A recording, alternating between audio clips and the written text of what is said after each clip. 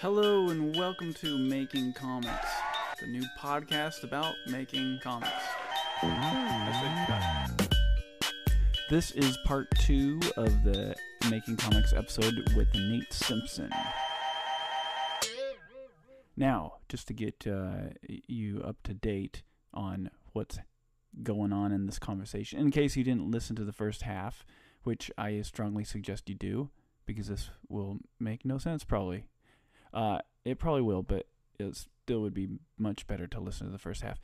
Nate Simpson was right in the middle asking us this important question of... Have either of you guys given similar thought to exploring movie adaptations for your work? For me, Well, it started as a movie in Jason's case. Yeah, I did an animation, and no one saw it. No. I decided... Since I've been around the movie industry for a long time, I've storyboarded for movies and stuff, and I work on movies now. I feel like I am putting my blinders on as far as the movie industry goes, and I'm focusing on this thing being the most amazing graphic novel I can make it. And then after it's done, I'll start opening up my eyes to the possibilities of that. Just because I don't want to get focused on the wrong thing. If I start focusing on, trying to get a movie deal, I'm afraid I'll let go of a lot of things that are important to making the book as good as it can be.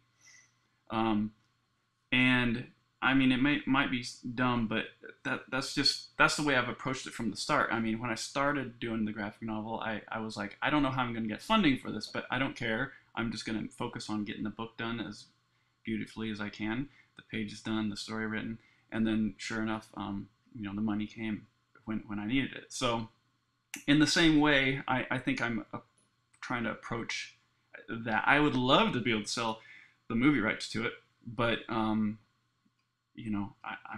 guess I'm choosing to not look at that side of it yet. I think that's probably a decent idea, because focus seems to be, at least for me, kind of the biggest challenge. And it sounds like Daniel's doing a great job with this as well, where you really need all of your brain focused on just making a great book. And then, the movie money will come. Well, I really try to make it work without movie money, in fact, because what I always try to reach is the point where I'm really keep my independence. My dream coming true would be if I could just live off the app and the book adaptation, because I really have nothing against the book adaptation, because with the book I can reach a whole different audience than the people that I reach with the digital app. I guess that the app audience will substantially grow over the next few months with the Kindle Fire coming out and stuff like that. But still, there's a huge group of people that read stories in books, and therefore I really love the idea of having a book adaptation. But that would really be my goal to have these two things, and maybe some merchandise, that doesn't hurt anyone. Like a nice maquette. Yeah. That's what I'm talking about. Yeah. Talk about getting out of focus. And that's it. And everything else should really be bonus stuff. That at least is what I would like to happen. So but of course, I'm not trying to kid you. I see the Wormworld saga definitely as a movie. In fact, I found out that I'm pacing the whole graphic novel like a movie. If you read the first chapter, it's about 12 to 15 minutes. Perfect first act length. Yes, and then the point where the story starts off, it just comes at 20 minutes when you're reading it, just like if you were watching a movie. And I guess that when I have finished the first story of the trilogy, it will, if you read it in one sitting, it will just take as much time as watching the movie. So it's pretty much a template for a movie. And in fact, I'm seeing a movie in my head, and I'm just choosing the still frames out of the movie for the comic. But on the other side, it's a very interesting question.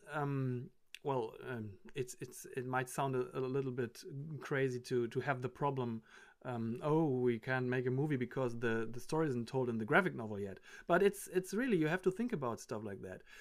If I'm calculating 4 chapters a year for me now, and what my assumption is that the first story arc of my story of the trilogy will have up to 16, 18, even maybe 20 chapters. That means that I will need at least until 2015, 16 to finish the story inside the graphic novel. So if tomorrow a movie company would come along and say, oh, we want to make a movie that's great and it should be published in 2013, what would I do? What would I do? I wouldn't be able to finish my the movie would totally spoil my graphic novel.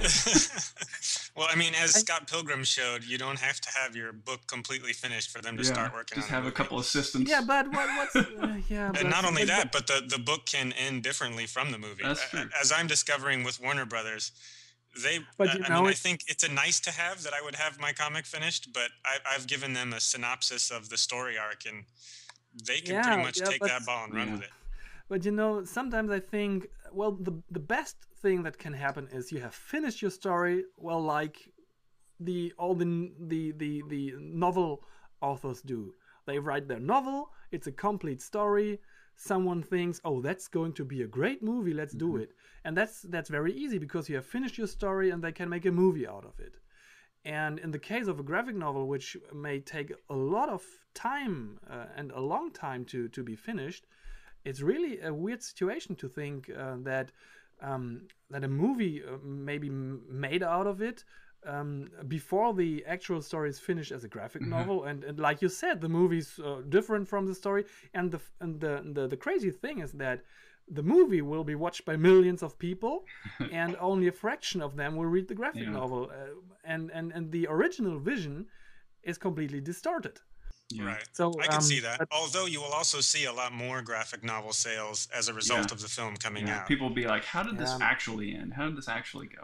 That's how I usually and actually I don't want to complain about problems that I don't have yet. So no, it's also a good thing to make small steps that you can control yourself. So I'm happy with that. Nate, I wanted to ask you, would you consider putting more of your work online, or like for your next book, doing it kind of like a webcomic, kind of like you started, to grow an audience? Yeah, in fact, my intent for the second issue is to post the first 8 pages the same way that I posted the first 8 pages of the first issue. I was trying to time it out, and here's me trying to be strategic unsuccessfully. My plan was to hold on to, I have, pages colored already that I intend to show, but I was going to try to have a sort of build up where I released 1 page every 2 weeks leading up to the release date of the comic. Great. But, I might be overthinking it. In my heart, I kind of feel like it would give me a little bit of a boost to be able to post some of those pages now, just to, remind people that I still exist and I'm still working on it. And in fact, we came very close to releasing one page to a website, a comic website, as just sort of a teaser. Yeah. But in the end, I think the sense was that it wouldn't really benefit me all that much, and it would just sort of get lost in the mix. There may be a danger. One possible danger of working with an established publisher is that you do talk these things over with marketing people and editors and things like that, and there may be a sense that, oh well, this doesn't make much rational marketing sense. But part of the counter argument is that part of what's made the three of us moderately successful is that we've sort of just shot from the hip so far, and done things that may not have made economic sense in the short term. So I'm a little bit on the fence about that. I think I might annoy some people if I were to release pages at this point. But also, I would love to release some pages because it would feel great to just hear what people think of it and see if people think I'm headed in the good direction. That kind of thing. I just feel like with the way the internet is and the way the comic industry is now, my mentality is that putting it online first before you sell it is the key to success, because because that taps into such a huge potential audience. Whereas and forgive me, Nate, I'm not saying you need to do it this way or you did anything wrong, but it seems to me like if you just release something as a comic book, you're into the comic stores, you're just tapping into the comic book store audience. Whereas online, there's some of these web comics that get hundreds of thousands of hits a day, and then there's always a fraction of that audience who buys the book. And so my thought is, if you were to put your pages online and just put the whole thing online, I know it might be against publishers' contracts at this stage, but it seems to me like you could grow a bigger audience and tap into a bigger audience. Do you have any thoughts about that, or is there reasons you wouldn't want to do that, I guess? I think more than anything, it's just a little bit of a leap of faith, which you guys have both taken, and I probably would need to think about a lot longer. It's certainly something that's been suggested to me several times by you and others. Wasn't that your original way of going about it, though? I mean, because you just started posting pages, and it didn't seem like there was an end in sight to you posting. Right. Well, there certainly was in my mind an end in sight. I had intended to post the first third of an issue, and then, I see. Okay. And then, all right. I was thinking that it was Image that made you stop posting the pages. Oh no! I stopped posting the pages well before I had signed on with Image. Anyway. Okay. This is very interesting. This is very interesting, because I really thought that what we could see there was the old mindset of print publishing, to say, all right, you have reached us, you have convinced us by your presence on the internet and your fans on the internet, and now we're making a book, and now you close everything down, because of course we want to sell a book and we don't want to give everything away. That was my how I interpreted it. Well, especially I do think that there's something to the experience of going to a comic book shop and not knowing exactly what's going to be in the book that you buy. But I also recognize that this is a dying profit model, that the floppy comic books days are very numbered. And, comic book shops are closing all over the place. So I'm really... And sorry to interrupt you, but what I also thought is that a book like Non-Player and an artwork like Non-Player does not really suit into this little floppy, lightweight paper stock. Right. I would imagine it like a nice big hardcover stuff. Well, of course there may be trades in the future, but I thought that that should be the form. It should be released right ahead, Well, as an aside, I do have deals in place with 4 European publishers to release it as an album, a hardback album format. But those wheels will not start turning until the second issue is done, because, of course, we'll take the 2 issues together and make sort of a 50-page album. That's going to be so nice. And Germany is one of those 4 countries, so hopefully. Wonderful. Yeah, it really is a very interesting question, and one that bears consideration. Non-Player is released through Comixology in digital form, and at first I thought of that as kind of a secondary SKU to the main comic, and I still don't know what the Comixology sales numbers are. I have not seen any of that yet, but I was very, very surprised by how nice it looked on an iPad. That sort of got me thinking, in terms of a few years down the line, this will be the primary delivery method for comics. The floppy is going to die, and as display technologies improve, once we have a full color e-ink 300 DPI display, This is Oh, we the are way preferred beyond method. that, by the way. The Retina display of the iPhone has over 400 DPI. Right, exactly. And the question is, when will they scale the Retina, density to Yeah. pad scale? And when they do, I mean, non-player is drawn on a computer. It's meant to be. I'm looking at it as an artist on a screen, and it does seem sort of drab on a page. I mean, it's meant for RGB, not CMYK. Yeah. So I can't wait until that is the main delivery method. But I also think if I had gone forward only with a sort of internet approach, I probably would not have generated the same sort of mainstream buzz that coming out. Basically, Image would never have gotten involved, right? And without the imprimatur of that Image cachet, I'm one of several million people making a webcomic, and while some webcomics obviously see huge numbers, I think Image was my kind of unique way of getting people to look at it, which is, of course, like the ultimate challenge. Does that make sense, or does that sound? Yeah, it does. Well, now, what I totally agree on would be that non-player definitely wouldn't be a digital or online product that would follow the traditional webcomics approach, because it's not the gag-a-day format. It's a dramatic format, and it's very high quality artwork. And I think if you would want to make it work purely digital, you also would have to to try to market it digitally, right? In an app or on a platform like Comixology or stuff like that, or whatever will be the go-to place in 1 or 2 years. So yeah, definitely. One thing I'm very jealous of you, Daniel, is that you sort of formatted your book. Well, technically, it wasn't a book when you began. You formatted it for the screen. It was that beautiful digital or vertical layout, and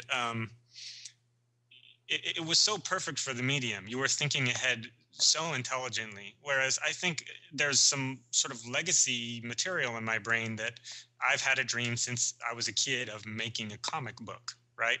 Which in a way may have limited me, because my dream may not have been big enough. I think you're thinking ahead a couple more steps where that will be the primary consumption method, and obviously the giant numbers you got when Wormworld exploded onto the scene probably back you. Yeah, definitely. I'm also quite happy how stuff develops, and to be honest, when I started the story and in that format, the iPad hadn't been announced yet. So I was really happy when I saw this announcement, and when I realized, well, that's exactly the device I would dream up myself, if Apple hadn't dreamed it up. So I'm really I'm looking forward to that, because with a bit of luck, I might not even be depending on print too much. And it's the case that I still continue to design the whole story as an infinite canvas story. I put a lot of stress into the layouters of the book adaptation by doing that, because what I really swore to myself is that I will not compromise the possibilities of the infinite canvas by thoughts to make it also happen in print. So that really will be a challenge for each issue. I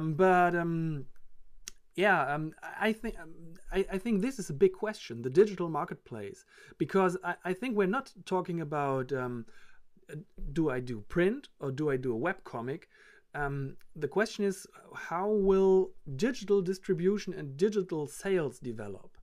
And personally, I think, personally, I'm following the model of the game industry, who where a lot of money is made with the freemium model, where you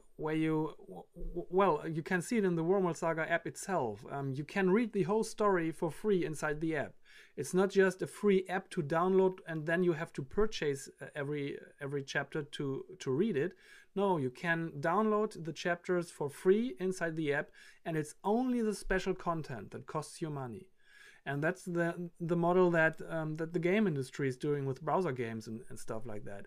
And I really think that this has two merits, because when it's free, it can freely spread, and you may only have a small percentage of people that actually buy the content, but another thought comes into place here, because if we are talking about licensing, it might not matter too much how many bought it, but how many people were exposed to it. So if someone asks me, Daniel, how many people have read the Wormwood Saga, I tell them the number of people that read it and not the number of people that bought it. And just so, to cut you off, yeah. or to add to that, for me, it's I'm always thinking about this third book or the fifth book. And to me, it's like the more people I can get to read this now, whether it's free or not, and then the more people I can get to read my next book, whether it's free or not, it will add up, and it will keep compounding every time I release a new book. And so that's the way I look at it, and that's why I want to just throw it out to everybody. And what you shouldn't forget is that the people are not at all pissed off if they have to pay for stuff. In fact, the Kickstarter campaigns Jason and I had show that people are more than willing to support people by paying. And it's just the question how in fact you are asking for the money. And there are so much possibilities to do that, especially in the future with all these devices coming up there, that I'm very confident that there will be several ways that can be successful. Yeah. Have you thought at all about Kickstarter, Nate, and what you might be able to do with that? Yes. I mean, as usual, my vision has been fairly limited. I have already set up a Kickstarter campaign to create a large format poster of the final spread of the first issue of Non-Player. Okay. But it has not gone online yet, partly because I broke my arm and got sidetracked. But yeah, I still need to record my little pitch video. But everything else is already set up. But obviously you should record it with your arm in the sling, because it looks... And throw some dirt on your face and stuff. I still own the sling. Let there be blood, because people will feel very sorry for you, and they will give you the money. You know, it's just on a tangential. I don't mean to change the subject too much, but I'm especially jealous of the fact that Daniel is also, able to get medical care even though he's not employed. I mean, the fact that our medical care is tied to our employment. My wife has a job, so I was covered in this case. But I wonder how many other American creators would sort of take the plunge if there weren't the specter of, complete financial ruin if you hurt yourself or get sick. Should I tell you another thing that will make you completely go rage?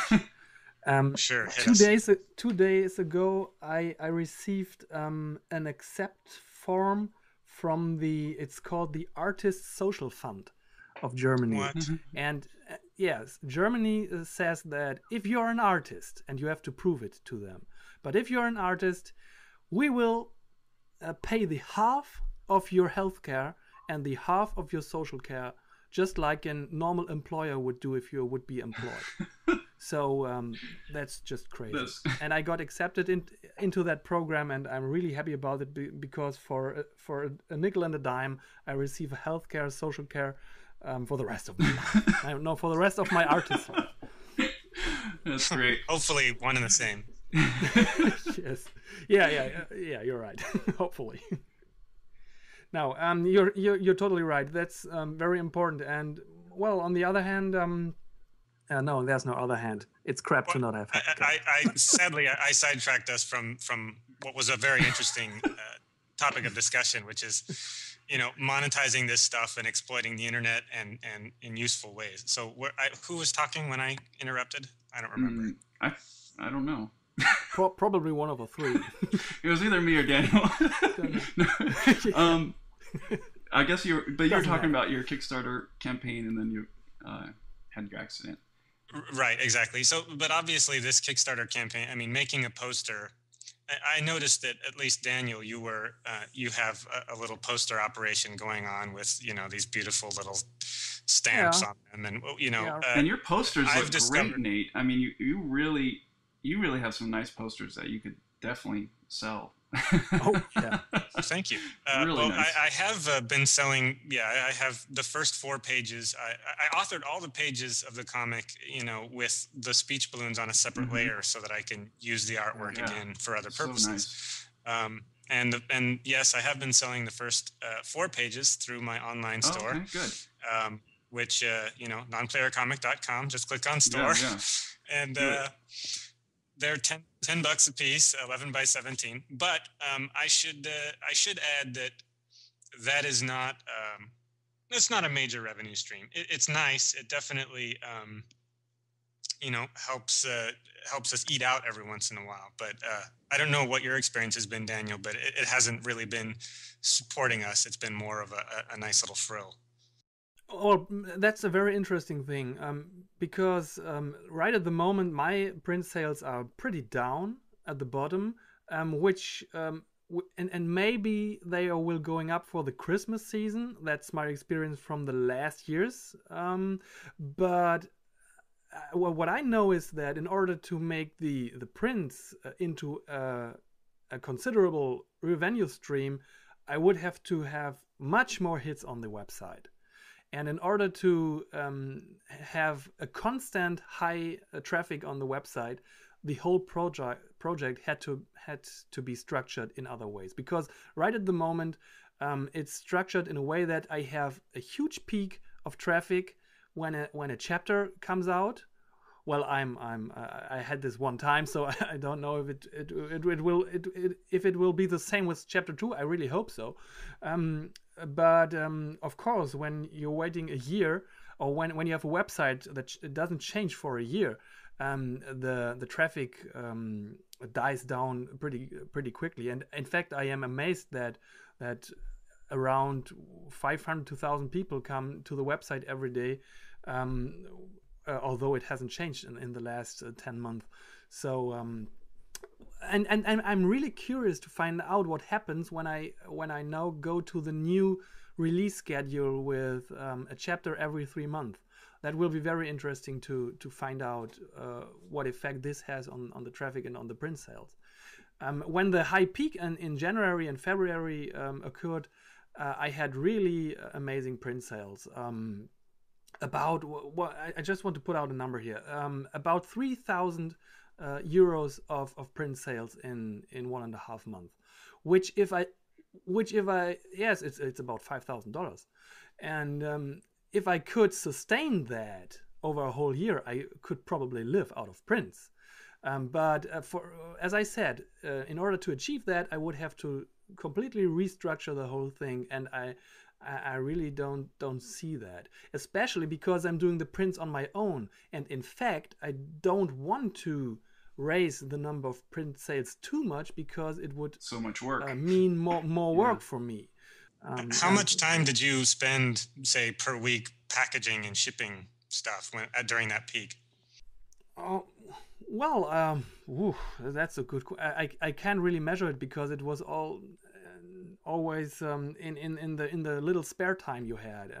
You picked up some prints, put it into boxes, brought it to the post office the next day, and it was every few days you did that, and I really didn't take account of the time. But what I knew is that I couldn't do this all the time, because I wouldn't be creating comics anymore if I would do that. So then the model is right at the moment suits me, because right at the moment I'm really I'm not distracted from my work, because I don't have to ship out prints and stuff like that, and I can mentally prepare for a peak that might occur with every chapter release. But again, I don't really know how this will turn out, because the first chapter made quite a splash, because it was just new. from the format, the infinite canvas, and also the look of it was quite unprecedented. And I don't know if the second chapter will have the same impact. I'm really looking forward to find that out, and it will be the point will be reached in a few weeks. Everything points at a release in December. Everything is on schedule right now, and boy, that will be very, very interesting to find out how this works out. There's this sort of phenomenon of that big first peak, which is the way things sort of pop on the internet. Yeah. And I am very curious whether, I mean, it's a wave. It's like a giant wave that comes and you've got to surf it. And I certainly have done a poor job of surfing the wave. It just sort of pushed me way up and then went on by, and I'm, sort of back just sitting in the water. And it sounds a little bit like Daniel is kind of surfing the wave. So we'll see. I mean, that consistent release schedule. I think also partly the art that you've created, Daniel, is more child friendly. So you're getting a broader demographic interested in the work. Older people can enjoy it for the beauty of the artwork. Kids obviously can relate to the protagonist. And the art itself is so frameable. It's such pretty artwork that it really does lend itself to that kind of an approach. So I too am very curious to see if you get another bump. I hope. I would be very concerned or anxious if I would still stick to the 1 year update schedule, because what I think is the second chapter nearly has no chance to make the same impact like the first chapter. But this might be compensated by the fact that the chapters from now on will come in shorter succession, and this might compensate the effect a bit, so that I can even live off smaller splashes. But this is really I'm really curious to find out how it works. And not only that, but I don't know if you're encountering the situation I'm hitting, which is when you're writing an establishing issue, or when you're writing a first chapter, you spend a lot more time creating a setting, and at least in the case of a floppy comic, there are a lot more sort of one-page spreads and wordless, maybe not advancing the narrative too much, but definitely lending itself to being pretty. And in the second issue of Non-Player, I'm faced with the challenge of actually advancing a story, having plot points occur in a fairly economical way, and trying to make that, again, as pretty as possible. But I don't think there, at least in my case, I'm not sure there are going to be as many sort of like, oh, beautiful, cinematic moments. I don't know if you're running into similar challenges, Daniel, but at least in my case, I think there may be, here I am shooting myself in the foot, but there may be, fewer sort of wow moments in that second issue that, who knows, we'll see. But I think I get the point. What I'm experiencing in chapter 2 now, without spoiling anything, is that I have more dialogue, which you just need to build up the characters and their interaction.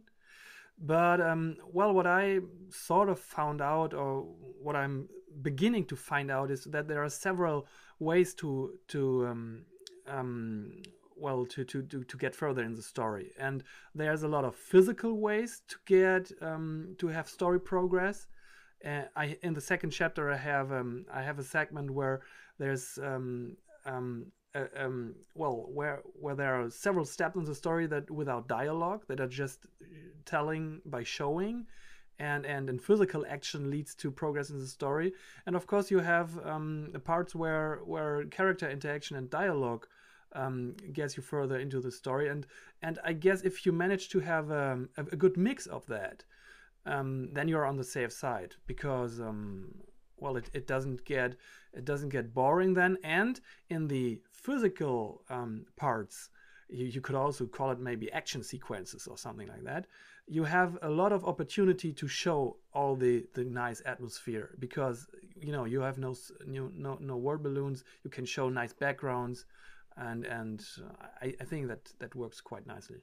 Does your second chapter, is it for any reason physically limited to the same length as the first chapter, or can you make it as long as you want? It is 25% longer, but that's for me now the maximum size for future chapters, because I quite have to keep them the same size in order to be able to produce them in roughly the same time frame. Yeah. And this 3-month time frame now is works okay for the length of the second chapter, which is longer than the first chapter, but I don't think that I will get longer than that in the future. Yeah, that's definitely a significant difference between the way you're doing it and the way I'm doing it, because I do have a hard physical limit to the length of each issue, and the first issue is 25 pages if you count the final spread as 2 pages, and the second issue I was trying to fit into 25 pages as well, and that ended up making everything feel very rushed, because I was trying to cover more story ground in that second issue. What I ended up doing, and part of the reason I've had to redo a lot of the stuff in the second issue after doing it once, is realizing that in the first issue, the very back of the issue is full of pinups and advertising. Or actually, there was no ad, but pinups and then a little word from the author.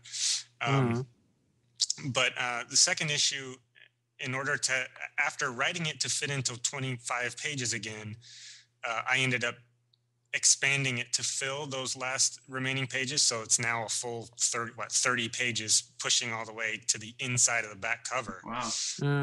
All right. So just so that, again, I can let the scenes breathe and let the pacing feel a little more natural.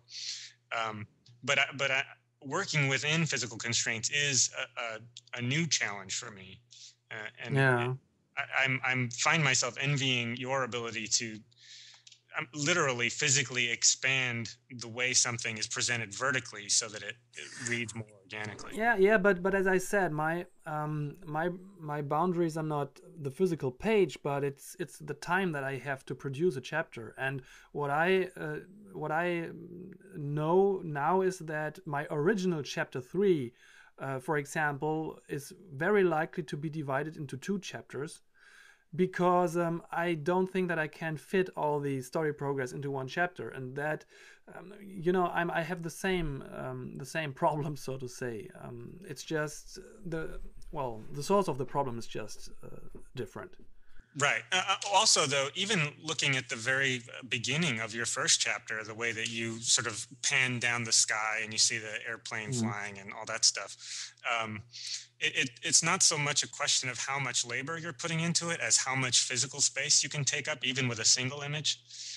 That is something I really wish, even if I could stretch a page out and have it be completely black. Just as a pause, as a way to make the beats come naturally. Not a luxury I have. So I look forward to ripping off your method.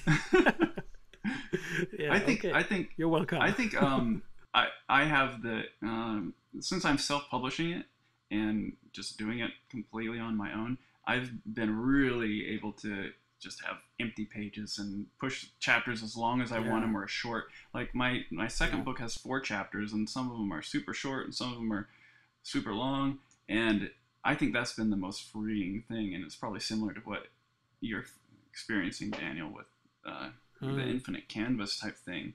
But that was one of my my reasons for self-publishing, was like, I don't want anyone telling me how many pages I can have, or if you need to put more artwork on this page. No, I just want to have it black because I want you to feel black. Sure, and I mean, I have a lot of envy for manga artists because they work in a cheaper format, and because they're working black and white by and large, and a smaller format, you can really spend more time on those aspect to aspect transitions, and show somebody just standing still for 4 or 5 panels, and no biggie. There's no cost. That was a big inspiration for why I was doing some of the things I was doing too. Now, I want to ask you, Nate, just because Daniel and I kind of talked about ourselves in the first episode, why we did what we did. But why did you?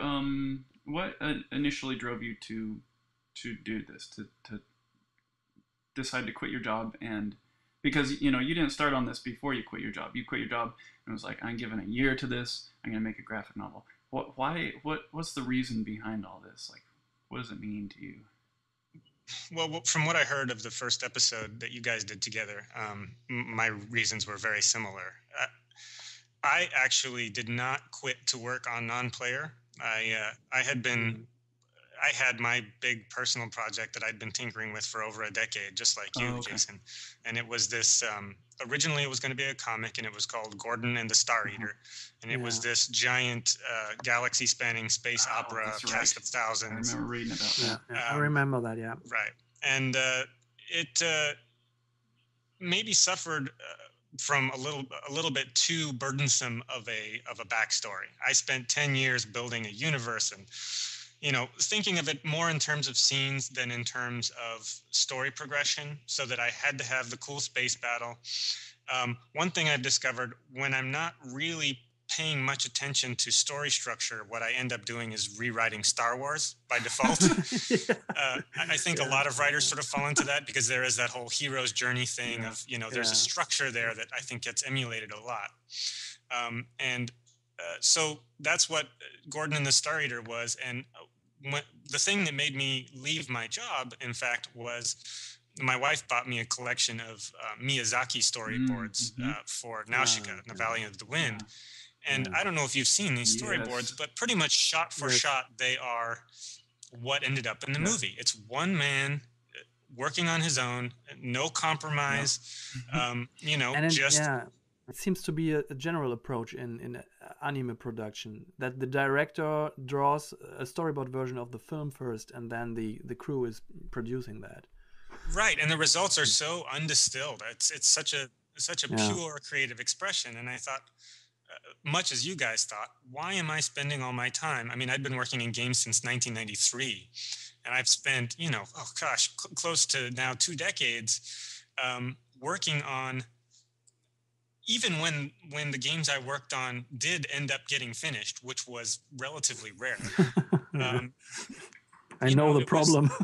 You were one voice among 200 collaborating creators, and often the thing that you were making was something that you weren't particularly passionate about to begin with.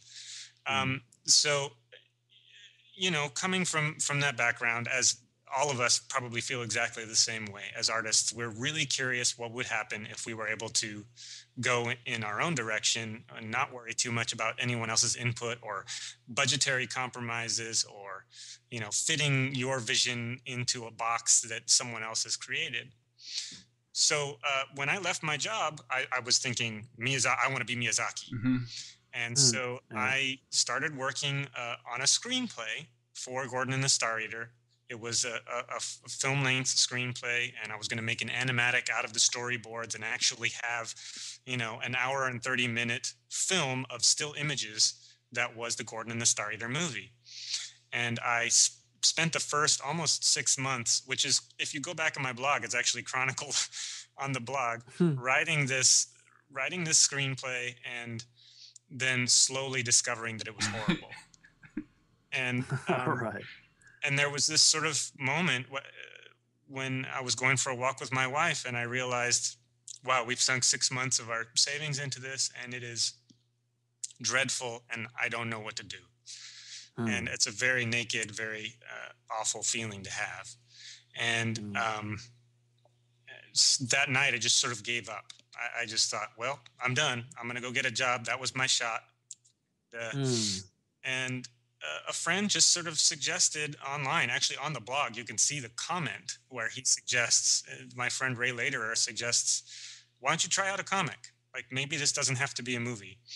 And when he said comic, somehow that tripped some switch in my head that said, well, why does it have to be the same story? What if I just put this down for a second? And it was the first time in a decade that I had even allowed another idea into my head. Oh, okay. It was the first time I'd even thought, what if I just completely new setting, completely new characters, something human scaled, starting with a story instead of starting with a setting. And it came so fast. Literally in one night, the entire story for non-player sort of just poured in.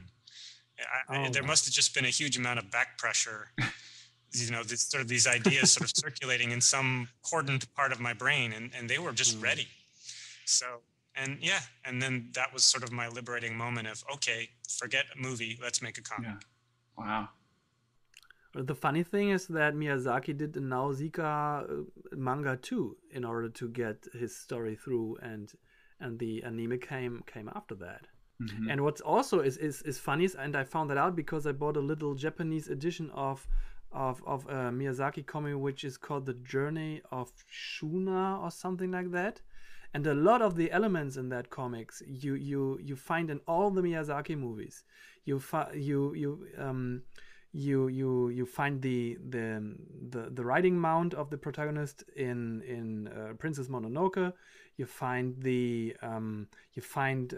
ships and deserts that are inhabited by predators in Tales from Earthsea and stuff like that. It's you really can see that what he did all the time was having these stories in his head and then finding places for them to surface.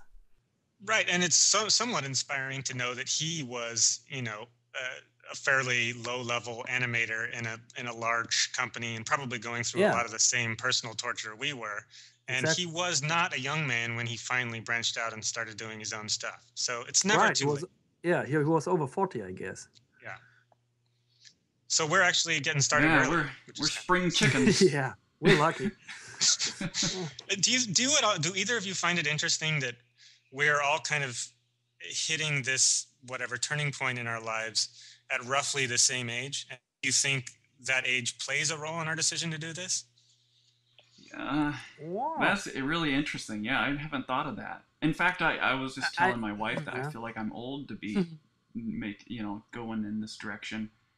No, not at all. And she's like, what? No, not at all. I would argue against that because I think first you need at least a decade to build up enough frustration to actually do something else with your life. Yeah, and a decade or 20 years of doing art for other people so that you can learn all these different methods.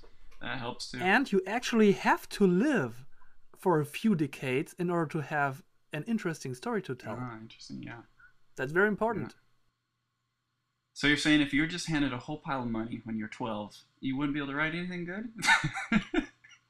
Well, read the Aragon novels. That's my answer to that. I mean, you just make so many suspect creative decisions when you're younger, too. I can only speak for myself because I've come across young people who already have fully formed creative visions that blow me away. But, I mean, in Gordon and the Star Eater, my protagonist was literally me. Yeah. He just looked like me. Yeah.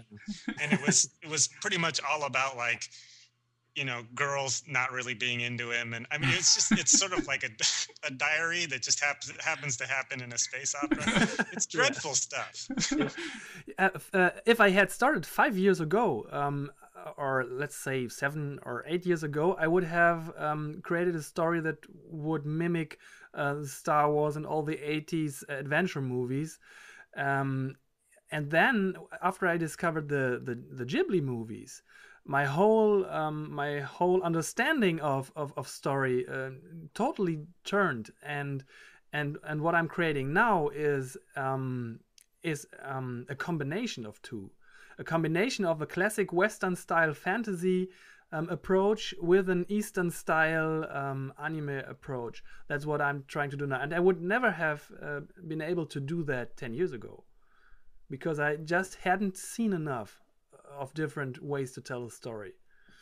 It's a good point. I was introduced to Miyazaki about 12 years ago now, and that just as soon as I saw his first movie, I just went and got everything of his, and it completely redefined what I felt like a good movie was and a good story.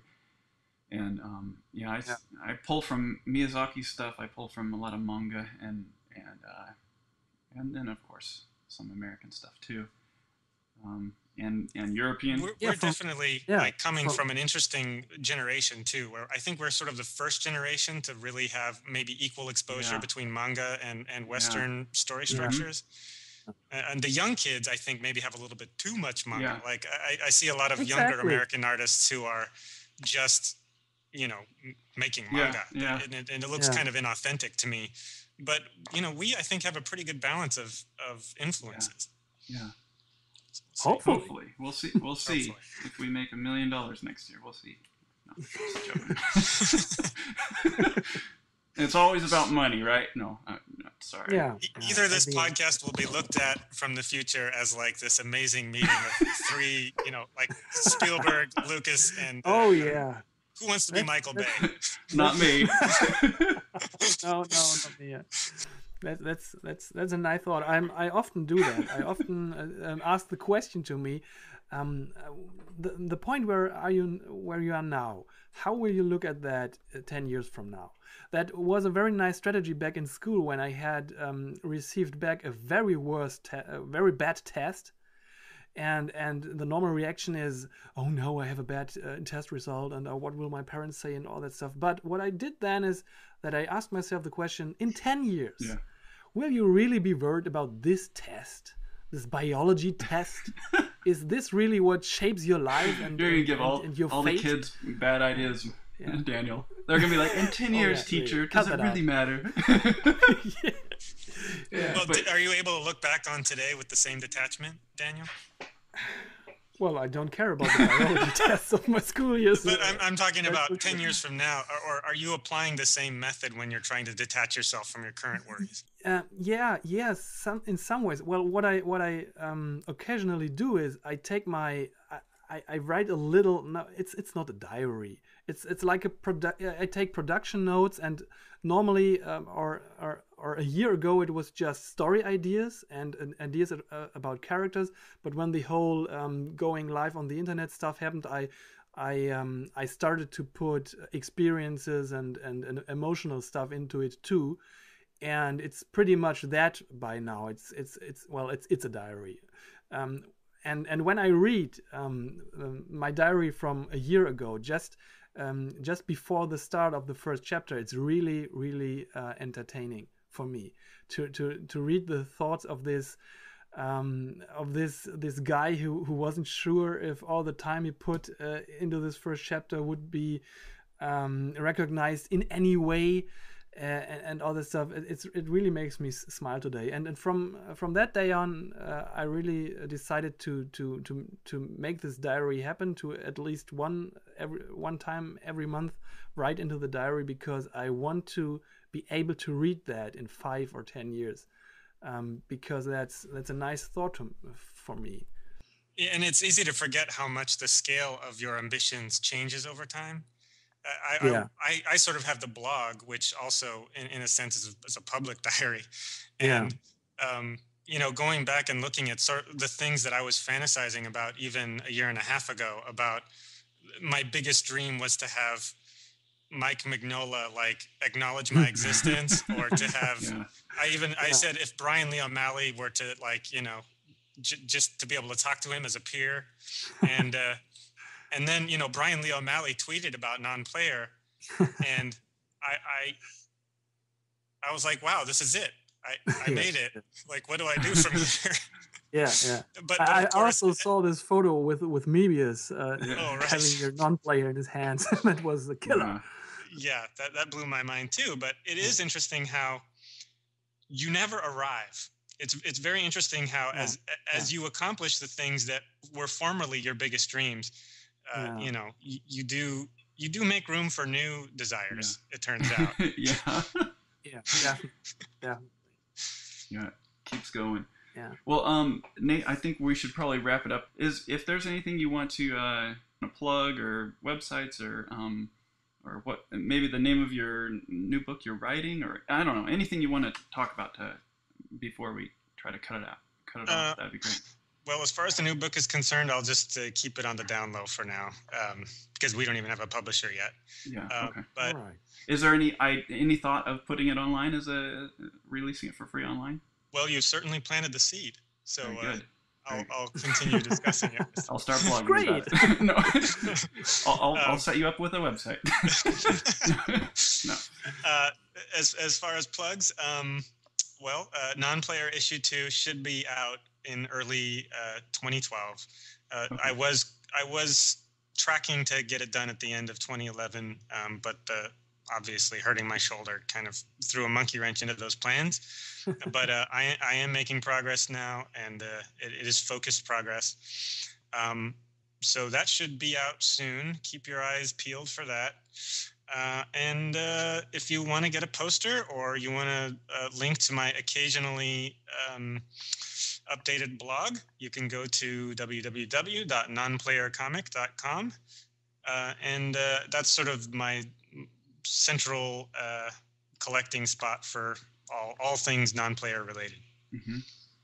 Very cool. And that's what I got. And Cool. And read the Wormworld Saga and read Remind, because they're both really, really good. Yeah, do that. That's no fair. We get plugs every week, so Yeah, but because we are the hosts, Jason. That's how things are going. So, no bad Sure. conscience here. well, cool. All right. Well, thanks, this Nate, was a really, really great talk. I really enjoyed it, and I really enjoyed it really much. and I really enjoyed it. Yeah, we should do this every weekend. That was fun. That was the fastest 2 hours I've had in a long time. Thanks for checking out the rebroadcast of the conversation with Nate Simpson. This was originally recorded a couple of years ago on makingcomics.com. Since then, Making Comics has changed owners, and they are doing brand new podcasts right now, but I am archiving all these old ones on YouTube, on my YouTube channel. So slowly I'll get them all up on YouTube. This episode is brought to you by myself. And what I mean by that is I put out a book called Unnatural Talent. It's all about creating, selling, and distributing web comics or comics in the digital age and making money from it. And everything I've learned over the years, I've jammed into this book. And a lot of people have asked me to put this book out, and so it's out now. Also, check out my new webcomic, which will eventually be a book. It's called Sithra. You can see it at sithra.com.